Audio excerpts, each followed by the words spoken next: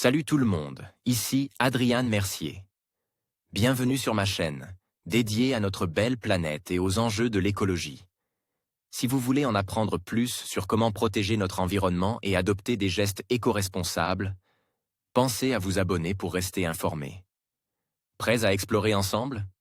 C'est parti. Bonjour à tous. Dans cette vidéo, je vais vous présenter un aperçu de ce que nous allons explorer ensemble. Je vais partager avec vous quelques concepts clés et vous donner un aperçu des sujets passionnants que nous aborderons dans les prochaines vidéos. Que vous soyez ici pour apprendre quelque chose de nouveau ou simplement pour vous divertir, j'espère que vous trouverez ces informations utiles et intéressantes. Restez avec moi pour découvrir tout cela. Introduction, une des questions fondamentales de la biologie, et à laquelle les scientifiques contemporains sont étonnamment incapables de répondre, est celle du nombre des espèces vivant sur notre Terre. Savoir où se trouve l'essentiel de la diversité du vivant est une question, forcément en rapport avec la précédente, à laquelle il n'est guère plus aise d'apporter de réponses satisfaisantes. Ainsi, les années récentes ont vu s'ouvrir un débat concernant ces hauts lieux de la biodiversité terrestre que sont les forêts tropicales, autour de la question de savoir si le plus grand nombre d'espèces, essentiellement représentées par des insectes, habitaient la canopée, la partie supérieure des arbres, ou la litière et le sol. La zone protégée de San Lorenzo, copyright projet Ibisca, tout droit réservé. Le projet Ibisca se propose d'améliorer de façon significative nos connaissances dans ce domaine en étudiant, avec des moyens jamais réunis jusqu'à présent, la stratification verticale et la diversité des arthropodes, essentiellement des insectes, dans une forêt humide du Panama. Ibisca est un projet scientifique exceptionnel à bien des égards.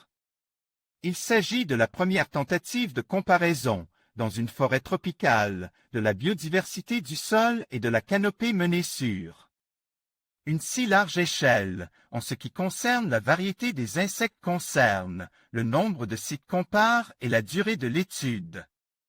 Il s'agit d'une des premières études approfondies des variations de la biodiversité, dite bêta-biodiversité, sur une échelle très petite, sites compare séparés de quelques kilomètres.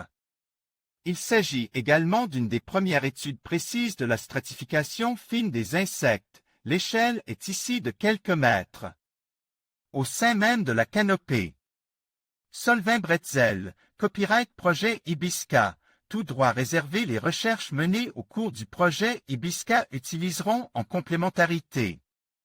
Et ceci pour la première fois, toutes les techniques connues d'accès à la canopée, indirecte, utilisation de la technique du fogging, ou fumigation, ou direct mettant en œuvre la grue présente en permanence sur le site ainsi que le radeau décime.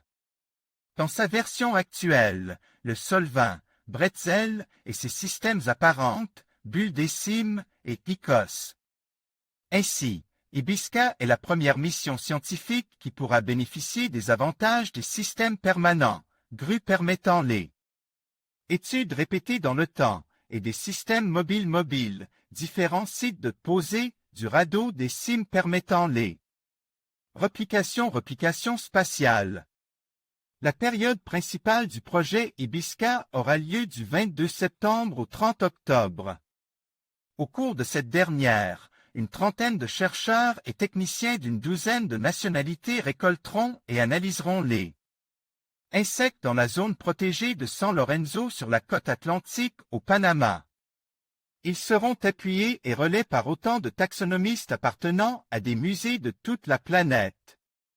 Copyright projet Ibisca, tout droit réservé. Des études annexes seront menées en parallèle, concernant notamment les caractéristiques de la végétation, de la structure du sol et de la canopée, afin de mieux appréhender les facteurs qui interviennent dans la distribution des insectes et dans les variations de la biodiversité.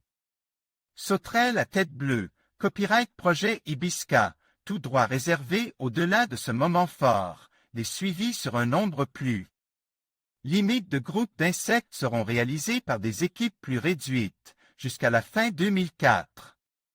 En raison de la masse considérable de données qu'une telle mission ne manquera pas de générer, les premiers résultats scientifiques significatifs du projet Ibisca seront disponibles vers la fin 2005. Le projet Ibisca est une initiative du Smithsonian Tropical Research Institute et du Canopy Raft Consortium, grâce au financement de Solvay Solvent, du STRI et du Global Canopy Project. Les missions du radeau des cimes sont organisées par ProNatura International, Ocean Vert, Opération Canopée, regroupe ici sous elle. Appellation Canopy Raft Consortium. Merci d'avoir regardé cette introduction. Nous avons exploré les concepts clés qui poseront les bases de nos prochaines discussions. N'hésitez pas à poser vos questions et à partager vos réflexions dans les commentaires. Restez avec nous pour approfondir ces sujets passionnants dans les vidéos à venir. À bientôt.